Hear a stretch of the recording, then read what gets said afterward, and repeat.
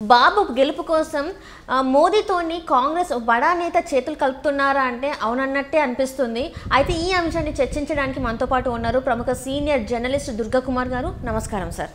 నమస్కారం శ్రీ, మన వీక్షకులు కూడా నమస్కారం సార్. ఏపీలో బాబుకి సపోర్ట్ చేయడానికి మోదీతో పాటు ఒక కాంగ్రెస్ నేత అంటే బడా నేత కూడా చేతులు కలిపినట్టు కనిపిస్తుంది. సో ఇందులో వాస్తవం ఉందంటారా సార్?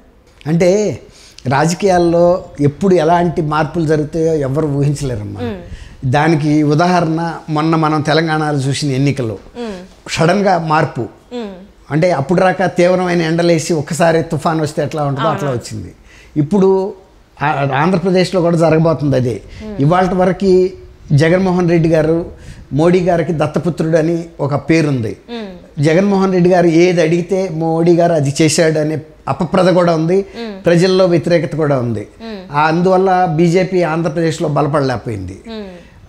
అది ఎవరో చెప్పారు? ఆర్థిక శాఖ మంత్రి నిర్మలా సీతారామన్ గారు స్వయంగా చెప్పారు. ఇందుకు ఉదాహరణలు కూడా ఏంటంటే ఆయనకి ఎఫ్ఆర్బిఎం నిబంధనలకు వ్యతిరేకంగా ఆర్థికంగా అనేక వెసులుబాట్లు కల్పించారు. ఎంత అప్పులు చేసినా ఎన్ని చేసినా కూడా అలాంటి ఆర్థిక క్రమశిక్షణని ఉల్లంఘించినా కూడా సహించారు. సామాన్యంగా ఆర్థిక నిబంధనలను కనుక అతిక్రమిస్తే ఖచ్చితంగా రిజర్వ్ బ్యాంక్ ద్వారా ఆర్థిక శాఖ ద్వారా ప్రభుత్వాలని కట్టడి చేస్తారు. కానీ ఇక్కడ అట్లా కట్టడి చేయలే.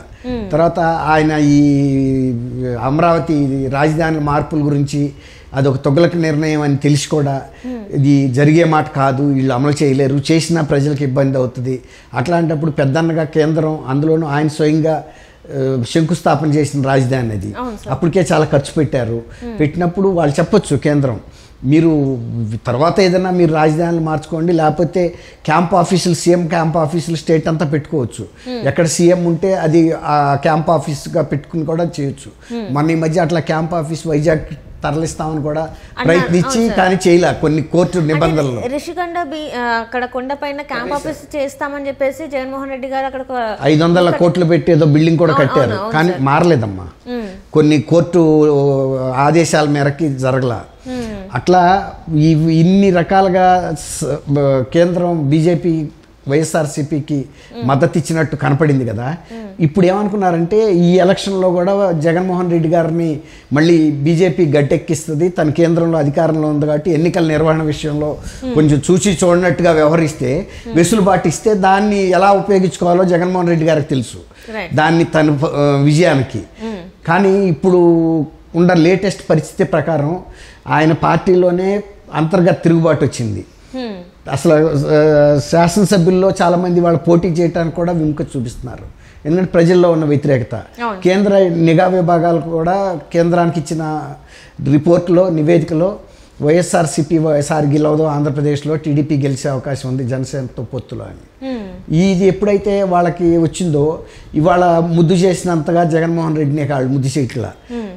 స్వయంగా అమిత్ షా గారు చంద్రబాబు నాయుడు గారిని ఫోన్ చేసి అర్జెంటుగా మీరు ఢిల్లీ రండి, ఇగో ఈ విషయం మీద చర్చించాలి అని పిలవటం అనేది వాళ్ళ ప్రవర్తనలోనూ వాళ్ళ విధానంలోనూ మార్పుకి ఒక సూచిక. ఇక ఎంతకాలం ఈయన మొయ్యరు జగన్మోహన్ రెడ్డి గారిని. అంటే ఎప్పుడు కూడా రాజకీయాలు ఏ రాజకీయ పార్టీ అయినా తన లబ్ధి ఎంతవరకు జరుగుతుందని చూసుకుంటుంది, అంతేగాని శాశ్వతంగా ఈ మనిషిని కిందసారి మనం మద్దతు ఇచ్చాం కాబట్టి జీవితకాలం భుజాల మీద ఎక్కించుకు మోయాలనుకోరు. అంటే ఇప్పుడు బీజేపీ బలంతోనే, బీజేపీ అండతోనే ఇప్పుడు 10 ఏళ్ల పాటు బెయిల్ మీద ఉన్నారు ఏపీ ముఖ్యమంత్రి అని చెప్పేసి, ఈ బెయిల్ మీదనే ముఖ్యమంత్రి అయిన ఏకైక వ్యక్తి జగన్మోహన్ రెడ్డి గారే. దీనికి అంత కారణం బీజేపీ ప్రభుత్వమే అన్నారు కదా సార్. ఇప్పుడు మళ్ళీ కూడా వెళ్ళి మళ్ళీ చంద్రబాబు నాయుడు గారు బీజేపీతోని పొత్తు పెట్టుకోవడం అంటే ఇది ఏ రకంగా చూడాలి సార్? మీరు ఆయన బీజేపీ అండదండలతో ఇవాళ ఉన్నాడు, కానీ దానివల్ల బీజేపీకి వచ్చిన లాభం ఏమీ లేదు. బీజేపీ మీరు అన్నట్టు విమర్శలను ఎదుర్కొంది, ఒక ఆర్థిక నేరగాన్ని సపోర్ట్ చేస్తున్నది బీజేపీ అని. ఎవరో ఎందుకు, ఆ పార్టీకి మాతృగా భావించే ఆర్ఎస్ఎస్ సంస్థ కూడా మొదటి నుంచి హెచ్చరికలు చేస్తుంది బీజేపీకి. మీరు జగన్మోహన్ రెడ్డి లాంటి నమ్మకం లేని వ్యక్తిని, అవినీతి ఆరోపణలు, అవినీతి కేసులు ఉన్న వ్యక్తిని మీరు సపోర్ట్ చేస్తూ మరొక వైపు మేము అవినీతి మీద పోరాటం చేస్తున్నామని ఎలా చెప్పుకోగలుగుతారు? మీరు అటువంటి వ్యక్తితో స్నేహం మీకు మంచిది కాదు. గతంలో కూడా బీజేపీకి తెలుగుదేశం సపోర్టర్గా ఉంది. ఒక విశ్వసనీయమైన మద్దతుదారు అనేది ఒక బిరుదు కూడా అద్వానీ, వాజ్పేయి గారు లాంటి వాళ్ళు కూడా చంద్రబాబు నాయుడు గారికి ఇచ్చారు. అంటే రాజకీయ లబ్ధి చూసి ఆయన సపోర్ట్ ఇవ్వడం, విత్డ్రా చేసుకోడు. ఒక పార్టీని, ఒక వ్యక్తిని నమ్మాడంటే స్థిరంగా ఒక నమ్మకమైన పార్ట్నర్, భాగస్వామిగా ఉంటాడు ప్రభుత్వంలోని. అట్లాంటి విశ్వసనీయత ఉందని వాళ్ళిద్దరూ గమనించారు. ఆర్ఎస్ఎస్ కూడా గమనించింది. ఏ వ్యక్తినైనా జాతీయ స్థాయిలో ఇప్పుడు కేసీఆర్ గారు ఉన్నారు, బీఆర్ఎస్ పార్టీ పెట్టాడు. పెట్టిన తర్వాత అనేక రాష్ట్రాలకు వెళ్ళొచ్చాడు. ఎక్కడా కూడా ఆయనకి పాజిటివ్ రెస్పాన్స్ రాలా. ఎందుకు రాలేదంటే గతంలో ఆయన సోనియా గాంధీ గారితో రాష్ట్ర విభజన సమయంలో ఇచ్చిన హామీని ఆయన నిలబెట్టుకోకుండా క్వైట్ వ్యతిరేకంగా చేశాడు ఇక్కడికి వచ్చి. అంటే కాంగ్రెస్లో తన పార్టీని విలీనం చేస్తా అన్నారు, కానీ ఎక్కడ చేయలేదు. తన ఒక దళితుడిని ముఖ్యమంత్రి చేస్తా అన్నాడు, చేయలేదు. ఎన్నో ఉన్నాయి ఇట్లా అమల్లోకి రానివి చాలా ఉన్నాయి. బేషరతుగా విలీనం చేస్తానన్న మనిషి ఇక్కడ ప్రత్యర్థిగా వచ్చి పోటీ చేశాడు. ఇవాళ కాంగ్రెస్ని 10 ఏళ్ల పాటు అధికారానికి దూరం చేశాడు. అట్లా ఇవాళ పార్టీ తనంతట తను నిలబడటానికి ఎంతో కష్టపడాల్సి వచ్చింది.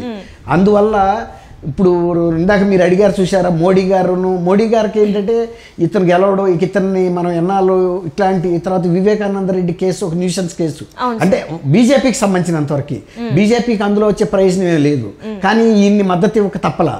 ఆ కేసులో కూడా చాలా బదనామైంది. బీజేపీ అంటే న్యూసెన్స్ అంటే వాళ్ళకి లబ్ధి చేరలేదు, ఇతనికి లబ్ధి కలిగింది. అట్లాగే ఈయన మీద ఉన్న కేసెస్ని పొడిగించడం ద్వారా, వాటిని విచారణకు రానివ్వకుండా చేయటం ద్వారా బీజేపీ చేసిందనే నింద బీజేపీకి వచ్చింది, లబ్ధి జగన్మోహన్ రెడ్డి గారికి వచ్చింది. కాబట్టి బీజేపీ ఇట్లాంటి వ్యక్తిని మోసి లాభం లేదని దూరంగా పెట్టింది. మీరు ఇందాక అడిగారు, మోడీ ఆయన్నే టార్గెట్ చేశాడు, కాంగ్రెస్ పార్టీ. రాహుల్ గాంధీ మరి వాళ్ళ పార్టీలోంచి విడిపోయి ముఖ్యమంత్రి ఇవ్వలేదని వాళ్ళ పార్టీని పడగొట్టి ఆయన ముఖ్యమంత్రి అయ్యాడు. తర్వాత ఆయన మీద రాజశేఖర్ రెడ్డికి చంపిన దాంట్లో రాహుల్ గాంధీ, సోనియా గాంధీ కుటుంబ పాత్ర ఉందంటున్నాడు. వాళ్ళని అంతకులు చేశాడు. ఇక్కడ చంద్రబాబు నాయుడిని అంతకులు చేశాడు వాళ్ళ బాబాయ్ కేసులో. అంటే ఆయన వాళ్ళ తండ్రి కేసులోనే వీళ్ళని జరిగింది. తండ్రిదేమో ప్రమాదంలో చనిపోతే వాళ్ళని అంతకులు చేశాడు. కుటుంబంలో వ్యక్తులేమో వివేకానంద రెడ్డి గారిని చంపితే వీళ్ళని అంతకులు చేశాడు. ఆయన మీద ఎప్పుడు నిందేసుకోడు, ఇతరుల మీద నిందేయటం అనేది ఆయనకు బాగా అలవాటు అయిపోయింది, ప్రజలను నమ్మించడం అలవాటు అయిపోయింది. అందువల్ల రాహుల్ గాంధీ కూడా ఆయనకు ఒక గుణపాఠం చెప్పదలుచుకున్నాడు. ఈ కాంగ్రెస్ పార్టీతో పెట్టుకుని కాంగ్రెస్ నిందలేసిన ఆయన్ని మేము ఎట్టి పరిస్థితుల్లోనూ గుణపాఠం చెబుతామని. అందుకే వాళ్ళ సొంత చెల్లెలతోనే ఇవాళ అక్కడ పిసిసి ప్రెసిడెంట్గా తీసుకొచ్చి పోటీకి పెట్టారు. అది చాలు కదమ్మా. రాహుల్ గాంధీ కూడా మరి ఆయన ఓడించడానికి ప్రయత్నిస్తున్నట్టే కదా. అంటే ఇప్పుడు చేతులు కలకపోయినా కూడా వాళ్ళ గురి మాత్రం ఒకరిపైన ఉంది.